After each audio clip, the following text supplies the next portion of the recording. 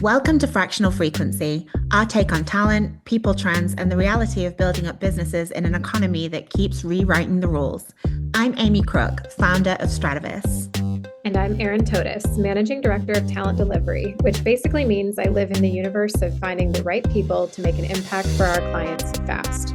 Around here, we talk about the real side of HR and talent, what works, what absolutely doesn't, and how to build teams that can carry a business, not drag it down. We'll break down trends, share the behind the scenes of scaling a consultancy from zero, and probably overshare a little because that's where the good lessons live. So whether you're building, hiring, leading, or just trying to keep your company profitable, you're in the right place. This is Fractional Frequency. Let's get to it. Hi, Erin. Hi, Amy. How are you? I'm good. How are you doing today? I am great. And even better, I am so excited to welcome Cara Laban, a solopreneur who has recently launched TravelReady.com, a platform that curates customized travel prep actions and tasks for international travelers. And today we will dive into her path from an aspiring actress, waitress, entertainer, and even a simulated patient to now an early stage tech founder and author. When we met Cara, we found ourselves just pulled into her story, laughing along the way, and most importantly, struck by her wisdom on topics like finding your passion, being true to yourself, and defining success at different phases of your journey. So I cannot wait to hear more. Welcome, Cara. Thank you so much for having me. What an intro. Can't wait to chat with you guys. Your background is so impressive, and I cannot wait for our listeners to hear more from you. So let's just get right into it. I remember learning when we spoke last time, you initially chased a dream that led you to waitressing in New York City and then Australia. Can you talk about those early professional experiences and how they shaped your understanding of work? Yeah, for sure. I went to school. So I got my degree, my bachelor's in applied psychology. And if you know anything about getting a bachelor's in psychology, or is called a BS in psychology, it is exactly that, because it does not qualify you to do anything in the real world without a master's, except HR. So I got an internship my last year of college at doing HR at an engineering firm. And within 2 months of being there, they offered me a job, but I was like, over my dead body will I work in an environment like this. The fluorescent lights, like not being able to control the temperature, having no windows in the office that we were in, and like only being able to go outside for 5 minutes during my lunch break. I was like, this is not the life for me at all. I had dreams of becoming an actress, which is why I majored in psychology in the first place. But I was like, you know what? I'm going to pursue it. So I moved into the city from Long Island, where I'm from. And as all actresses do, as you know, I became a waitress. And I was a damn good waitress. I was really, really good. My sales were always super high. And I was so good that they had me coming in all the time. I was one of the only people they trusted to close. So on one of my days off, I had a whole day planned. It was going to be lovely. I was going to walk across the Brooklyn Bridge. I had my sketch writing class, and I was so looking forward to just being outside. And then I got a text from my boss while I was already out saying, can you come and close? So-and-so's dad had a heart attack and she can't close now. And I was like, I'm such a people pleaser, so I can't say no. I can't say no to this. So not when there's a heart attack in the equation. No, not when there's a heart attack. I was like, but there's really no one else. You asked everyone, please. And she was like, yeah, so-and-so is out of town and you're the only other person I trust to close. And I was like, okay. Oh, she trusts me. They trust me. Yeah. So I went home because I had to get my uniform, which was in the laundry because I hadn't had time to even do my laundry yet that day. And it was like pit stained. It was a little white, the little white shirts that go under a dirndl, because I worked at a German beer house. Yeah. So it was the little white shirt. My dirndl stayed at work, but the little white shirt that went underneath it I had to take it out of laundry. It was like so gross. Oh. And I was like waiting for the subway to come. And I just remember standing there thinking, like, I'm so miserable. I'm not following my dreams. I'm barely going on auditions because I'm working so much. And I was like, maybe I don't go into work. Maybe I jump. Maybe I just jump instead. And then I was like, being so honest. And then I was like, I'm too much of a people pleaser. I'm going to ruin other people's days. What if they can't get their beer because of me? Yeah. The beer, the people on the train, all of them ruined if I don't. So I got on the train and I literally Googled how to move to the other side of the world. And that's how I learned about the Australian working holiday visa. And 6 months later, I moved to Australia. And guess where I worked? A German beer hall in Melbourne. So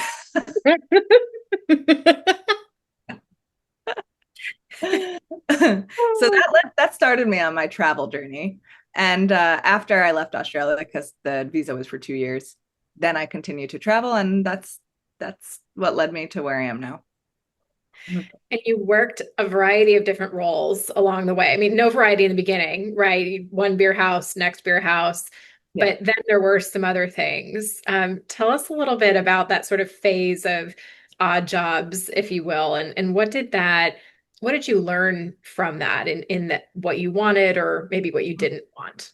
Yeah. So I went to the same restaurant essentially in Australia, which was so crazy. I really don't want to do that, but I was struggling to find a job. And then at that job, Australia, the pay system works quite differently than it does here. There's no tipping at restaurants, so your salary is much higher, which also means you get way less hours unless you're full-time. And I did not want to be full-time because when you're full-time, they work you a lot. Yeah. So I thought, okay, I'm going to keep whatever hours I have at the restaurant, but I need other jobs. So I joined all of these like gigging platforms. There was Sidekicker. I was on the acting websites there. I was also acting.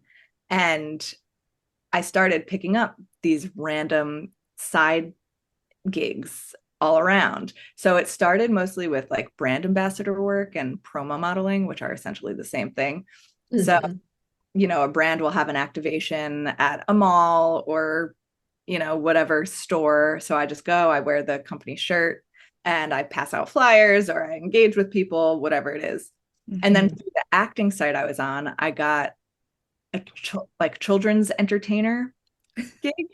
So I was an elf at Bunnings, which is like Home Depot over there. No. I was an elf. I had to like run around and I was hiding from the kids and handing them like candy canes. I did like some other Christmas stuff. I worked with like an Easter bunny. My favorite was Halloween. I wore this like mask thing that sat over my shoulders. So I was like probably 6'7" wearing this. No. Oh my goodness. Like a mascot costume almost. Like a what costume? Like a mascot. Oh, a mascot, kind of, yeah. And I was just scaring kids. Like there's like a trick-or-treating town area. And I was just scaring these kids. Why am I breaking up? Or do you guys see? No, you're good. You're good. Okay. Wait, somebody paid you to just go around and scare children in a big mask? Like, what's going on in Australia? I was paid like $50 an hour to do that. Wow. Pays well. Yeah, that was my favorite. The kids kept being like us, but I would scare them every time anyway. I was just I like delivered cheese in a truck for $40 an hour. The jobs were crazy. And then I became a simulated patient. That one I also got through the acting website, actually. And I had never heard of this before, but basically you go to the med schools and you pretend to be a patient. So they give you a scenario before you get there that you have to memorize. So I had one where like I was suffering these migraines and I had to cry over and over again for each patient, be like, I'm just so stressed and I can't sleep and whatever. And you're helping them learn bedside manner. And you're also helping them with their exams. So I had one where I had to go and they gave it to me last minute. And they're like, you fell out a window at a party. You have a cut on your arm or your hand or something. We're going to wrap it up. And you've lost nerve damage. So when they touch here, you can feel it, but when they touch here, you can't feel it. And that's really important because that's how they're gonna like. And I was like, oh my God, that's so much pressure because this is Yeah. final exam. That was a fun job. And that also paid like $55 an hour or something. And this was 10 years ago almost. So it pays more now. Wow. So Wow. those jobs were super fun. But what I realized in doing that is I love having a million things to do and I hate sticking to one thing and I hate having like a boss, like one single boss. Mhm. And so all worth it to come to those conclusions. I think there are so many people who never allow themselves to realize or maybe articulate those things, even just to themselves. And then they just continue on whatever hamster wheel they happened onto after their studies or whatever. And so you are currently writing a memoir, and it's called How to Do Anything, Even If You're Lazy. What does that title mean? Tell us a little bit more about that, and how does that mindset define your approach to entrepreneurship? So I define myself as lazy. Other people probably wouldn't, right? Because they're like, you're traveling the world, you're a freelancer, you're doing this, you're doing that. But I've always done everything from my bed. Mm. So even my first year of university, I went away to school and I like never left my bed. I was studying in my bed. I was doing everything in my bed. My roommates would be like, Cara, you got to go eat dinner. Like please come. It's Halloween. Please come out with us. I'm like, I just love bed so much. And that's kind of always how it's been. I don't work out. I just love being comfy cozy. I do as many things horizontally as I possibly can. And yet I've traveled the world. I've started businesses. I've been freelancing and hustling and all of that. So the book is really about how to not will yourself, but trick yourself, how to find systems that work with you and your brain. Because our brains all work so differently and we think we're supposed to fit into this structure or the system of the world as it's been designed. And a lot of us don't fit into that, whether it's ADHD, whether it's depression or anxiety, because I do struggle with depression and anxiety, a bit of OCD type tendencies. So the book is like a combination of a memoir of all of these stories and how I figured out how to make life work, how to make it fun, how to, not only wake up and get out of bed, but brush my teeth more regularly, vacuum the floor more regularly, how to start a business. Like, it's just, it could apply to any of the small or big things, just figuring out how to identify the systems that will work for you. I think that's so powerful because it's kind of a false assumption that everyone's just got it figured out. And everybody's dealing with the same challenges, be it, a laundry list of mental health concerns or just don't know like where to start. So I think it's such a great concept. I'm super excited to read it. I'm curious, Cara, as you're in the early stages of being a solopreneur, how has your definition of success changed, like over time? So interesting you ask, because I just got off of therapy and I was saying, sometimes I really struggle with looking at myself and being like, I'm not as successful as other people in my life who make a lot more money than I do. And my therapist was like, I would say you're very successful. You do so much that other people wish they did. Like you have a savings account, even if it's not a huge amount, you're not in debt. And all while doing that, you've been traveling the world. You've been doing whatever you want. This is very funny. Last week I was at like this schmoozy opening night party for a Broadway show. They had a party afterwards and I was with a friend of mine who's in the industry. And he introduced me to someone who's a producer and they were talking. And he looked at me and he was like, are you in the industry? And I was like, no. And he said, oh, what industry are you in? What do you do? And I said, whatever I want. I like that answer.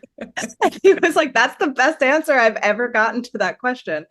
And I'm really, really trying to make that my definition of success, is that I truly do whatever I want. And Yeah. I know a lot of people are jealous of that. Mhm. And while I'm not monetarily super successful at this point, I hope to be, I plan to be. Mhm. Uh, but I've really done so much of what a lot of people only dream of doing. Yeah. People say to me all the time, I want to be you when I grow up. My mom has said that to me. So I mean, adventure is what it's all about, I think, Uh, it's it's a brief moment in time that we get to experience life, and I just think you have to make the most of it. And if your definition of success is so entangled into things that are so subjective, it's really difficult to like have a steady foundation. So I completely relate to what you're saying in that, yeah, if you define success by giant bank accounts or fancy job titles, then no, I'm not going to meet your definition of success at this precise moment in time. But I'm so happy and I'm having so much fun that I don't even care what you think. yeah. It's, and I think that's really powerful. So it's great to hear you say that. You were accepted to the Web Summit Alpha program, and you were recently featured in the New York Times.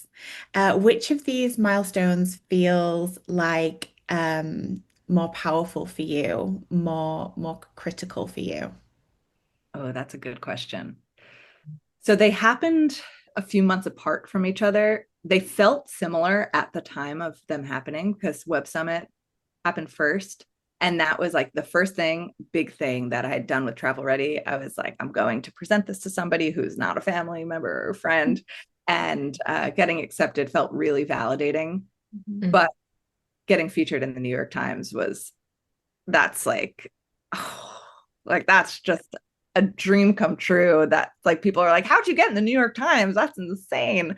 So I think that they were both, they felt similar at the moment, but looking back on them now, the New York Times just like, I don't know if I'll ever have success like that again.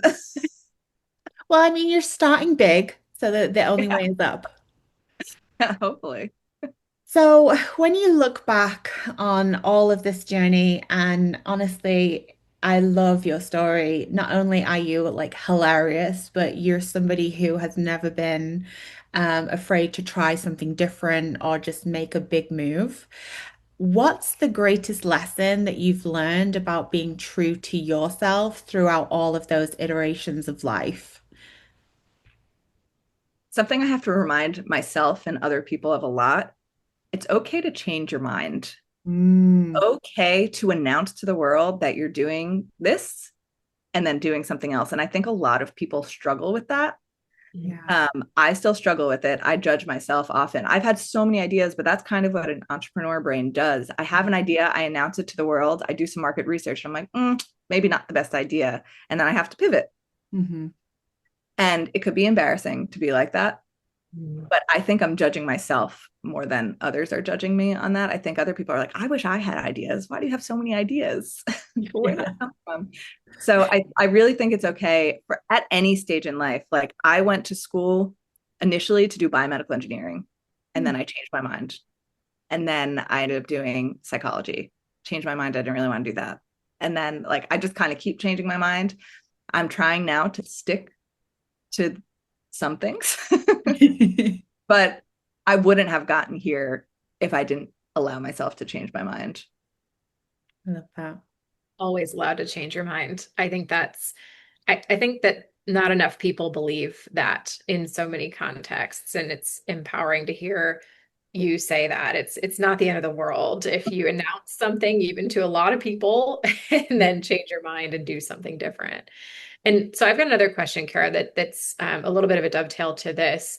Are there any myths about finding your passion or finding your next passion, maybe, that you would say you had to unlearn on your path to where you are today? I think passion is such a interesting take when people say like follow your passion or like work with your passion, you'll never work a day in your life or something that's the Mm. saying or something like that, Oh right? yeah, do what you love and you'll never work a day in your life. Yeah. Something like that, right? But I don't love working. There's just no part of me that's ever going to love working. So if I did what I love, it would be napping. Mhm. Just not enough Um, money in napping. there's not enough money Fix that. to nap. Um, yeah. So, I mean, I'm passionate about a lot of things and I'm not trying to monetize any of them. Mm. Because sometimes I do think trying to monetize your passions could like dampen Yes. Yeah. them. Like they're now there's so much pressure on yourself to do the thing that you love and to make money from it. Mm. Whereas for me, like Travel Ready, for the longest time, people are like, you should start a travel blog. You should do a this with travel. You should do a that with travel. And I didn't want to do it because it was going to ruin travel for me. I was like, I don't want to have to remember to take pictures, to write this down, to do this, to do that. But now I kind of just naturally let my talents lead me to Travel Ready because that's taking my systems brain, which is what I've been freelancing in, is helping small businesses and people with their business and life systems. Mm-hmm. And Travel Ready kind of marries systems with travel because it is like onboarding almost. It's like client onboarding for international travel. So Mm-hmm. you know everything before you go. Whereas like I don't have to ruin my trip by writing down all of the restaurants I liked and all of the whatever. I mean, some people love doing that, but for me that wasn't what I loved. So now it's just more the things that I'm naturally talented at, not so much a passion. Mm-hmm. So I think leave your passions your passions. If you want to monetize it and it's not going to ruin it for you, do it. But don't feel pressure when people are like, you're so good at knitting. You should sell that. Don't feel pressure to do that because it Right. might ruin knitting for you Yeah. Yeah. or whatever it is. Yeah. Did that answer your question? It did. And I think that I've got a lot of curiosity about your next chapter because maybe it changes, right? I'm sure you've got visions and ideas about what comes next, but you'll pressure test and you'll tweak along the way. So maybe, aside from kind of what the roadmap might look like today or tomorrow, would you share a little bit about your hopes for Travel Ready and what are you sort of excited about in this upcoming chapter? Yeah. My hopes and dreams, I'm dreaming big here, right? That it becomes a household name for travel, kind of like Expedia already is, or Trivago, or I don't even know, maybe people don't even know these names of things in the They travel space. surely do. Yeah. I think people in the who travel a lot. So Mm-hmm. it's like anybody's like, oh, you got your trip booked. Did you do your travel ready? Like, did you get travel ready? Mm-hmm. Did you do that? And everybody, it's just kind of the next step after you book your flight, you get travel ready. Mm-hmm. And that's my dream for it. And then the other side of it is also that it's integrated with existing businesses for like travel agents, for example, or certain airlines have this perk where they're like, they have like their branded version of Travel Ready. So if you book a flight with them, you don't have to do anything. You're already getting nudges from the airline to remind you to do all of these things that Travel Ready reminds you. Like some airlines already will be like, you need to get your ETA, your ESTA, your visa, whatever. A lot of them don't. And I've had friends who've not been able to board their flights Yeah. because Yeah. they didn't know they needed an ESTA to come here because you don't need a visa, but you need something else. Mm-hmm. Yeah, So that's the bummer. yeah, it's a huge bummer. And she was like, why didn't the airline tell me? I'm like, I don't know, but I'm going to tell you. Yeah. Yeah, they bury it deep in there. It's Yeah. like, or it's like an ambiguous question of like, have you checked to see if you need anything? And you're like, do I need something? Can't you just tell me? Yeah. I mean, there's a huge liability there because it changes so much. It's different from passport to passport. Mm-hmm. So that is going to be one of my biggest challenges with Travel Ready. But there's some wording in there to be like, you probably need a visa. You probably don't need a visa, but you probably need this thing. Just so it's like, I'm not saying you definitely need it or not. Yeah. Yeah, And but you do need to check. Yeah. But like we checked for you and this is the information we found. Here's the official source. And Yeah, if you that's way better. here's the link to go do that now. So yeah, my dreams are big for Travel Ready. It's like much bigger than a travel blog. Mhm. And I think I can get there. I I know do you. too. I do too. Um, I'm just gonna wrap us up with one final question here. So, just taking us back to the laziness comment, what is one belief that you hold about your laziness that actually became a powerful force in business growth? Hmm. That is a really good question. Laziness to me kind of falls hand in hand with doing whatever I want. Hmm. And I really have to listen to my own body at times of like if I'm too tired to do something, if I'm too uninterested in doing something, picking what I'm most interested in right now and working on that actually gives me so much energy. Hmm. So when I think I'm super tired, I think I'm feeling super lazy and don't want to do anything, it's a lot of times the one thing that I think I need to do right now that's making me feel that way. But I'm like, let me look at my to-do list. I'm like, actually, this one is giving me energy right now. Hmm. So let me work on that. And then 3 hours later, I'm like, I've been in it. I've been doing all the stuff, and Hmm. I don't feel tired now. I Yeah. feel energized. So it's like really just listening to my body and my brain. And also, I schedule naps into my day. Smart. So if I need it, sometimes I don't need them, but if I need it, I have it scheduled into my day. So I could even just lay and like close my eyes for a little bit. Hmm. And that's also part of listening to your body and giving yourself some rest time because rest is productive. That's always what I say too. And you're saying, I'm not being productive enough. Rest is productive because you're going to burn out otherwise. Yeah. Yeah. It's a marathon, not a sprint. Yeah. And you never know.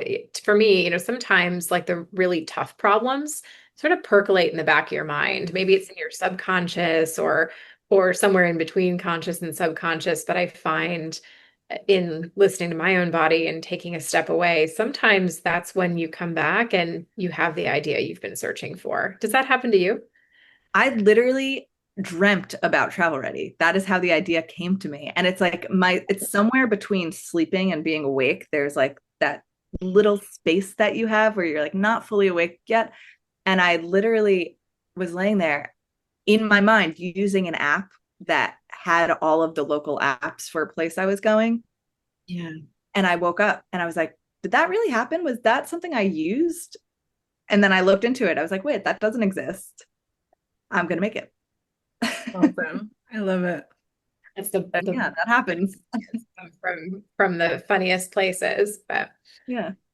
incredible. Thank you so much, Cara, for sharing your story with us. I know we're excited to follow the continued success of Travel Ready and just of you as a founder and solopreneur. I have a feeling that Travel Ready will be successful and also there will be more to come beyond that platform in your career and in your life. And so we're just happy we've made the connection with you and look forward to following. Last sort of, I know Amy promised that was last question, but I'll tack a quick one on. If listeners are interested in learning more about you or just reading further about Travel Ready, where can they find information about that? Yeah. So if you want to check out Travel Ready, it's totally free to use. You just go and put your destination and then your passport country, not like details or anything like that. And that is travelready.com and it's spelled REDDI is ready. So Mhm. go ahead and check it out. I would love if you did. If you would like to check out my book, the first chapter and introduction are available for free as well.